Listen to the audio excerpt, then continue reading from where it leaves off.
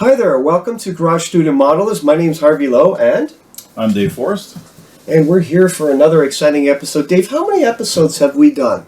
Robert behind the camera. Do you guys know? 20, 30, perhaps? Must be. Yeah, I think it's like over 30, I'm guessing. Yeah. It's hard to say, though. Yeah, because I was going to say this is episode, but I forgot. So when you love doing it, yeah, really don't, It yeah, goes by pretty quick, right? it does. So, It does. And we do love doing this. So. And we were looking at the comments. I do look at them, and thank you for all the great comments. They're all a ton of likes, and just keep watching. That's all we ask, right? We're not doing this for sponsors. We just do it for the fun of the hobby. Yeah. To be honest, if nobody watched this, I think we'd still do it. It's just like two people watching. Yeah, us. and our wives are watching. Well, maybe yours does. Yeah. Well, anyways, but we're here to talk about another continuation of the saga of my project on the 135th Tamiya Sheridan. And if you watched the last episode, I talked a little bit about the history of the tank I want to do, some references, and I think today, in this episode, we want to talk a bit about modulation. Now, I know there's been a lot of videos on modulation, but I figured that Dave and I can talk a bit about that, and we can actually do the modulation, different kinds of it, right in front of you on the tank, and then we'll follow it up with a discussion about the, the OD green? Yes. Colors? Yeah. That these tanks were in, and we'll have a little bit of discussion on that. So, let's start off with, here's what I've got since the last episode. Maybe one thing to think about. So, what exactly is modulation? What is modulation? I will take a stab at it, and then you can add. I think modulation is the art of applying interest in a color to make it a little bit more lively and with a lot of depth, right? So it's basically taking a single color, although you can do multicolored cam modulation, but it's adding depth and highlights to a color to bring it to life. Now, that to me is the purpose. Do you want to add anything? What do you think? Yeah, I think you've got it essentially right. It's really adding interest to a color, right? In terms of depth, how it alters, how it captures light. To give it, because if you think about it, if you paint something in one color, it looks like a toy. It does. Right? Versus if you modulate it, and I know we'll get into it. I know, and I have a little Sherman here that I've modulated, so we can talk about that when we get to that part of it. But I think it's really just adding depth and interest to a color to give it a three-dimensional appearance. There you go. I think that's really what I think that is. And whether you do that by, some of the classic techniques of modulating from light sources, zenithal modulation, I think that's how you call it, or whether you're you're going to do different techniques, right? Or whether you're doing it through trying to manipulate or modulate the color, make it look interesting, like there's depth and wear to it. I think it's a fascinating topic, and it's something that's often debated. It is. Right? What's the debate? It didn't look like this in real life, is usually the question. Yeah, it didn't look like that when it rolled off the factory, right? Yeah. It didn't look like that when it was in the field. But then it's a scale model. It's a scale thing, and right? there is artistic art. Yeah, there is a bit of artistic license on this. I freely admit that with my builds. Oh yeah, me too. It's artistic license, and sometimes the colors aren't quite right. They're a little bit off. But to me, it's really the end. What you end up with, it's the end of the journey with that. It's a scale representation. Something that looks good, looks scale right. representation. Yeah, totally. Yeah. And I used to, and I know I've talked about this on previous. I used to fuss so much about colors. Like, I gotta get the right exact. I gotta get the exact one. And it was almost like paralyzing. I think those days are gone. Yeah, and it's like. It's liberating, let me tell you. Yeah. Like not having to worry about the exact color and just as long as it looks right. The exact FS. Because you can't get it. Like it's like even in the field, like with weathering effects, with sun bleaching it, with rain. Manufacturing standards. Yeah, different, quality control in terms of the source of where the paints. I know like the olive drab and 4BO green notoriously, varied tones of those colors from the factories that they were made, right? So all of that kind of factored in, and it just like for me one day it was just a bit of an epiphany. Why am I worrying about this? Yeah, true. Just do what looks right, approximate, and you can see the gradation in the trends in the hobby, right? Yeah. So in the old days, it's this FS color. I remember the discussion of Japanese aircraft, which is more of my, familiarity. What was the FS color of the Unimog? The red rising sun. It was always whatever, blah, blah, blah, blah, blah, blah. But now I think people realize that you look at photos, it's weathering, it's all these things you talk about. Yeah. There is no single color. And even today, when you look at modern military vehicles, with all the standards that they have, and some haven't even obviously seen combat, there's different shades of vehicles. Yeah. So those days, I think, are gone. I think so. Yeah, and again, I think it's extremely artistic. Like, it's liberating for me. Like I can't. Like my productivity soared. I wasn't fussing about the colors. I just figured out. Well, and it's one of those things where you just have to do it and get used to it and you get comfortable with it. Again, practice makes perfect, right? Keep applying your craft. Constantly doing it. I call it a range. I like to use the word range. Is the color within the acceptable range? Yes. That's a great point. Right? Yes, because if you go outside that range, then it looks off. But again, it's what your eye tells you, right? So if it looks about right, and that'll come, that range of what's right and what's not right. I mean, that'll come with experience and time. Mm-hmm. But trust me, and it doesn't take very long to get there. You get there with it, right? I do notice though, with modulation, some aspects of modeling use it more than others. So, off the top of my head, you mentioned the direction of the sun. I find a lot of the figure guys do that. Right? So they'll paint a figure black, and then they'll airbrush white from a direction to give the sun over here. I find that armor modelers do that less. Otherwise, if you had a sunlight going here, this way, then the bottom on this half would be totally dark. I think armor guys generally just do it all. But it does happen. It does. It does. Yeah, And again, maybe I'm a little bit biased because that's what I do. But yeah, figures do it. And it's a great, I know we keep talking about getting into figures. Yeah. And that's a great shortcut to do that. And I know Night Shift has a bunch of great tutorials on that if anybody's interested.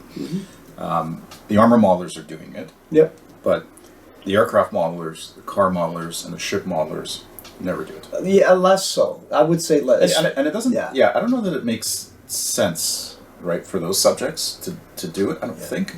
Yeah, I don't think. I mean, I'm more of a military modeler. You're more, the armor. Yeah. No, but I've done some aircraft, but you do have to vary it. You do. For aircraft, it's much more subtle. Yes. They're doing it. I do it. Yes. But it's got to be much more subtle. I find that maybe this is where we'll get some negative comments, but I do find, just in my own general perception, is the automotive guys and even the sci-fi guys do, but the Gundam guys don't. Like, I find that there's probably exceptions out there, so... Of course, yeah. But generally, when you look at all those models, the most modulation is I think, armor first, then aircraft. Some ships, too. The guys in ships, I build ships, and they're modular. Yeah, and ships I talk from a position of not... I don't do ships. I haven't done a ship. I want to. I'd love to. A 1-200 Yamato, by the way, is a recommendation.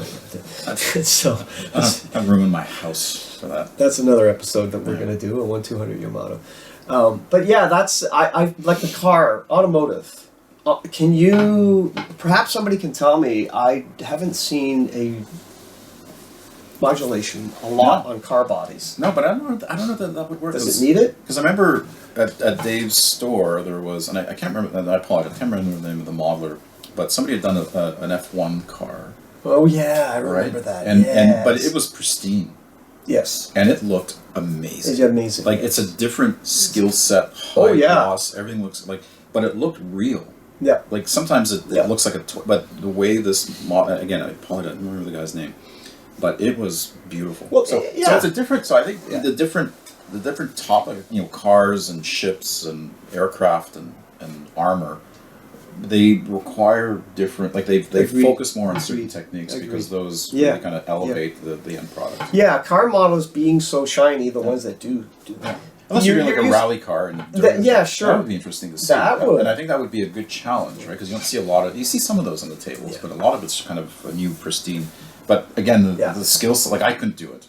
It would take time for me to and I'm not a car modeler, so I'm only speaking secondhand. But I do have a couple F1 cars. But I find that when you put a shiny F1 car, the interest is from natural light, right? It's bouncing off the shiny. You can see. And it's a bigger scale too. Yeah. Maybe that has something to do with it. Maybe it's because the scale is a bit bigger, right? But modulation, would it be fair to say, Dave, it came from the armor modeling world, would you say? I think. Well, that's when I first encountered it. But I think your earlier comment on the figure, I think the figure guys were doing that. Figures were doing it first, yeah. Right, because it's the depth of that. And I think the armor kind of. Yeah. My sense is they borrowed from that. Yeah. I think, right. So I think the figure guys. I think so. And it's good. I mean, that's the beautiful thing about doing different topic figures, armor, cars, like you cross pollinate and you get to see, you can apply different things, and I think it just enhances it. The only problem is you end up with like this, like here. It's an addiction. There's some armor. I got some work to do. There's an airplane. I got some work to do. There's some sci-fi in there. Yeah, it's well, we were talking about FS though, but now we're onto this.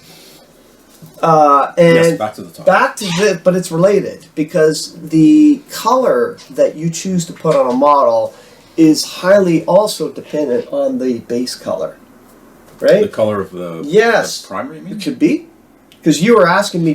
So I just noticed. So the body of this is black. Flat the turret is white. Yeah. Why? Why the difference? Well, first of all, I want to talk about modulation. Did you run out of paint? That's the real reason. And so I fake the answer here, so it makes like I know what I'm doing. But the real reason is I wanted to do this is this was by design. Yeah. This was by design. That the modulation effects are different. There's basically two types of modulation. One is the black and white, where you start with a white base, and then you modulate the shadow areas. You put black in the shadow areas. The other way is the other way around. You start out with a black base, and you add white to it. And I'll show you how to do those. So one's called black basing, and the other one I just call black on white modulation. And why did I do it this way? Because first of all, to show you that there's different effects. And my logic, it's not always correct, but the turret would have been higher up from the ground, perhaps, close to the, away from dirt. It would make more sense. It's an art, right? And so I'm going to demonstrate. But for me, isn't there more of a risk? Because the nice thing about black basing is it's a shortcut to building your shadows. Yeah. Right? Yeah. And so when you're painting and you're kind of building up, where you don't get to, those are natural shadow areas, and it kind of enhances the effect. True. Here, you've got to kind of go back and recreate those shadows with like some type of post shading or something. Yes. Which is what you're alluding to. Yes. So let's talk about that. Yeah, it is. I find with black basing, for me as an aircraft modeler, I do use both, but on black basing, I like that on aircraft. As you'll see when we demonstrate, it basically you're adding the highlights and you're leaving the shadows. This one, you're adding the shadows and you're leaving the highlights. And for aircraft modeling, I find black basing more subtle. But to me, they just give you a different effect. And I think it's all part of your entire arsenal on how you want to approach models. One thing to remember, guys, is there's no step-by-step process. And I won't mention names, but I do know a couple of guys, they insist on doing every step of weathering on a model. I don't think you have to. So in other words, you have to modulate. You have to do dry brushing. You have to do washes. You have to do filters. You have to do oil mapping. You don't have to. It depends on the model. So it's not a technical thing. It's an eye thing, right? It also talks to what individual modelers are comfortable doing too, right? So if that works for them and that makes it, hey, God bless, move on. Right, if you don't want to modulate at all, that's fine too. Yeah, it's a hobby. It's a hobby. At the end of the day, yes, it is a hobby. But I can say that if you do decide to enter shows, wouldn't you say that those models that modulate and have depth usually catch the eye? Yes.